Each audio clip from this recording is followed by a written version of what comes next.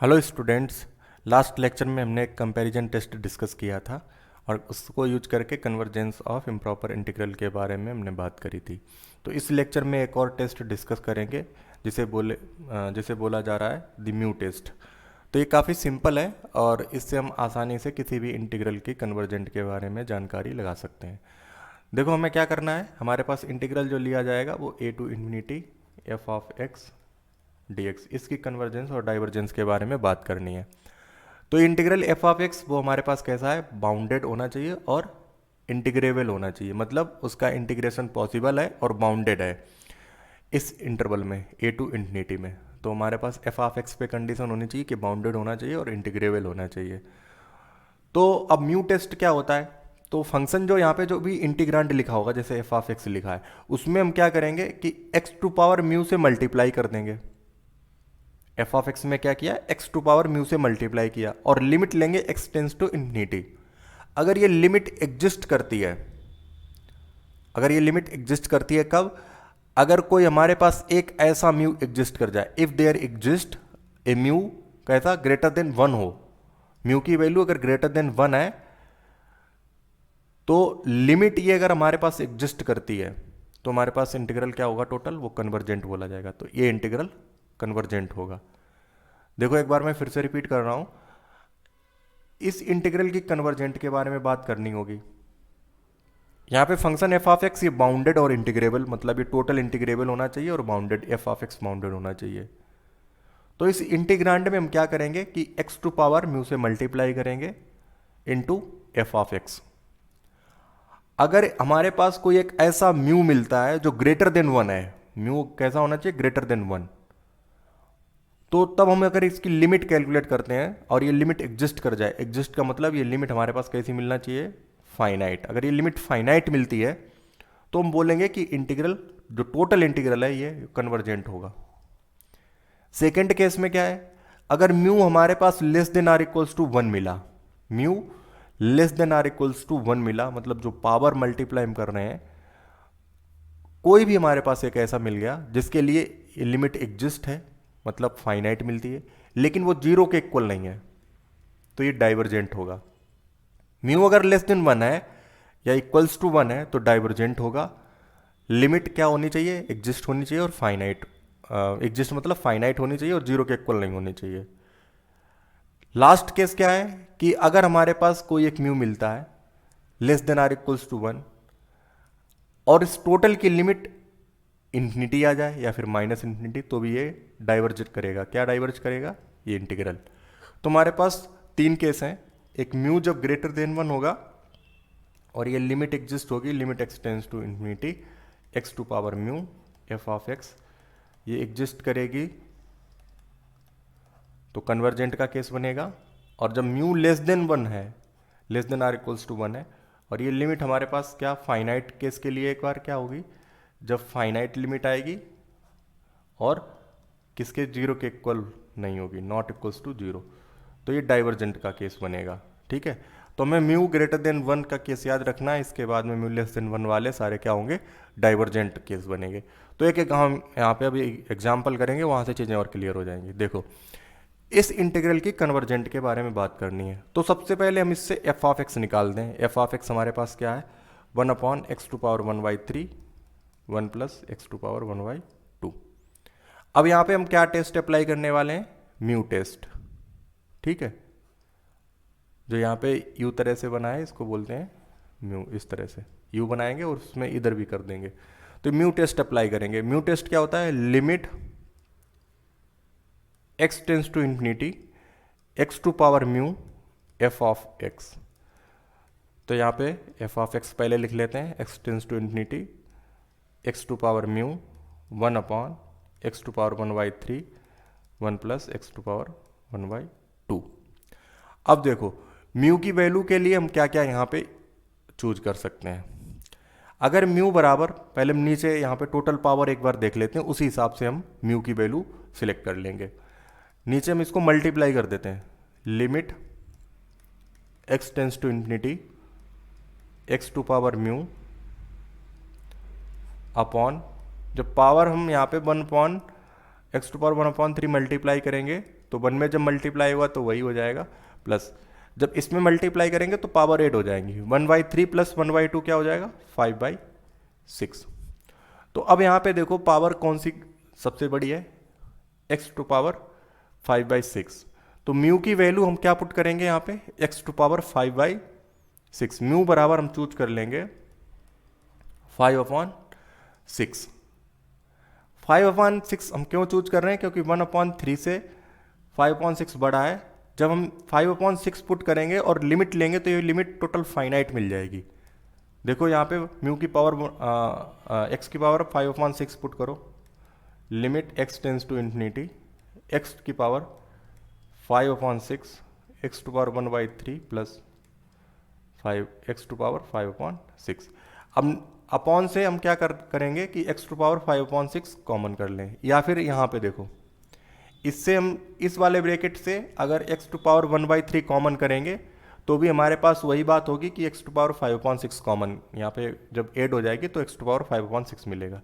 तो हम इसी से कर लेते हैं, x टू पावर 5/6 कॉमन कर लेते हैं, तो x to power 5/6 upon x to power 5/6, और इसमें जब हम 5/6 कॉमन करेंगे तो पावर माइनस हो जाएगी। यहाँ पे क्या हो जाएगा -1/3 माइनस 5/6। तो -5/6 जब करेंगे यहाँ पे देखो क्या हो जाएगा 1/3 माइनस 5/6 और ये +1। लिमिट हमारे पास क्या है, x टेंस टू इन्फिनिटी। तो ये तो कैंसिल हो जाएंगे।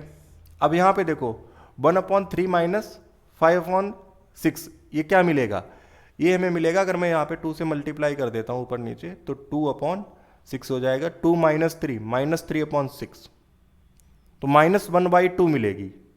इसकी टोटल वैल्यू क्या मिलेगी, limit x tends to infinity 1/x to power -1/2 plus 1। जब इसको सिंप्लीफाई कर लेंगे तो ये लिमिट मिली। अब हम यहाँ पे x tends to infinity apply कर रहे हैं, तो x टेंस टू इन्फिनिटी यहाँ पे अप्लाई करने से पहले हम इसको अलग से और कैलकुलेट कर लेते हैं। चलो इसी में लिख लेते हैं, limit x tends to infinity 1/x to power 1/2 plus 1। अब जब हम यहाँ पे इन्फिनिटी अप्लाई करेंगे तो 1/इन्फिनिटी क्या हो जाएगा 0, 1/इन्फिनिटी क्या हो जाएगा ये 0 हो जाएगा, 0 + 1 1, तो टोटल लिमिट मिलेगी 1 हमारे पास। ये क्या मिली, लिमिट फाइनाइट मिली। लिमिट हमारे पास x to power mu f(x) की क्या आई, फाइनाइट आई, और म्यू बराबर क्या है 5/6, ये लेस देन 1 है। तो सेकेंड वाला केस बन जाएगा कौन सा, अगर लेस देन 1 है और लिमिट एग्जिस्ट करती है तो ये क्या होगा, इंटीग्रल डाइवर्जेंट होगा। तो ये टोटल इंटीग्रल हमारे पास क्या मिला, बाय म्यू टेस्ट, यहां पे हम लिख सकते हैं by mu test the integral हमारे पास क्या था 0 to infinity dx upon x to power 1/3 और 1 प्लस x टू पावर 1/2, ये क्या हो जाएगा, डाइवर्जेंट हो जाएगा। म्यू टेस्ट से हम इसको इस तरह से इसकी डाइवर्जेंट के बारे में बात कर सकते हैं, ठीक है। तो यहाँ पे एक और क्वेश्चन है, इसको देख लेते हैं कैसे करेंगे। अब यहाँ पे हमारे पास f(x) क्या दिया गया है, f(x) बराबर है 1/1 प्लस x टू पावर 3। तो हम म्यू टेस्ट अप्लाई करेंगे, मतलब क्या हुआ, limit x tends to infinity x to power mu f(x), इसको निकालेंगे। तो यहाँ पे f(x) मल्टीप्लाई कर दो, limit x tends to infinity x to power mu 1/1 plus x to power 3। अब देखो जब हम इसकी लिमिट कैलकुलेट कर रहे होंगे तो म्यू की जगह हम क्या क्या पुट कर सकते हैं, म्यू की जगह हम यहाँ पे 1 पुट कर सकते हैं। अगर म्यू की जगह 1 पुट करेंगे तो ये हमारे पास वैल्यू क्या हो जाएगी, x/1 plus x to power 3। जब लिमिट लेंगे तो ये 0 आएगी, ठीक है। म्यू की जगह 2 पुट कर सकते हैं, 3 पुट कर सकते हैं। तो कन्वर्जेंट और डाइवर्जेंट के बारे में क्या बोला गया कि देयर एग्जिस्ट, अगर हमारे पास कोई एक ऐसा म्यू मिल जाए जिसके लिए लिमिट एग्जिस्ट हो जाए, तो म्यू बराबर अगर हम 2 पुट करते हैं यहाँ पे तो भी ये लिमिट इसकी 0 मिलेगी, मतलब एग्जिस्ट मिलेगी। तो म्यू बराबर 2 3 हम पुट कर सकते हैं, मतलब अगर हम म्यू की वैल्यू 3 से बड़ी पुट करेंगे तो ये लिमिट टोटल क्या हो जाएगी, इनफाइनाइट हो जाएगी। तो म्यू बराबर यहाँ पे भी 2 पुट कर लेते हैं, limit x tends to infinity, mu बराबर 2 पुट किया तो एक्स स्क्वायर हो गया upon 1 plus x to power 3। अब देखो इसकी लिमिट कैलकुलेट करते हैं। यहाँ पे 1 plus x square 1 plus x है तो x कॉमन कर लो, limit x tends to infinity x square, तो एक्स टू पावर 3 बाहर आएगा और 1 प्लस 1 अपॉन एक्स की पावर 3 मिलेगा इधर। तो यहाँ से देखो एक्स स्क्वायर से क्या हमारे पास ये कैंसिल हो जाएगा एक्स टू पावर 3, तो यहाँ पे सिर्फ एक एक्स मिलेगी। तो इसका मतलब क्या हुआ, limit x tends to infinity 1 upon x into 1 plus x to power 3। जब हम यहाँ पे इन्फिनिटी अप्लाई करेंगे तो ये इन्फिनिटी हो गया, 1 अपॉन इन्फिनिटी तो 0 हो जाएगा, 1 प्लस 0 की पावर 3 और 1 अपॉन इन्फिनिटी तो टोटल लिमिट 0 मिलेगी।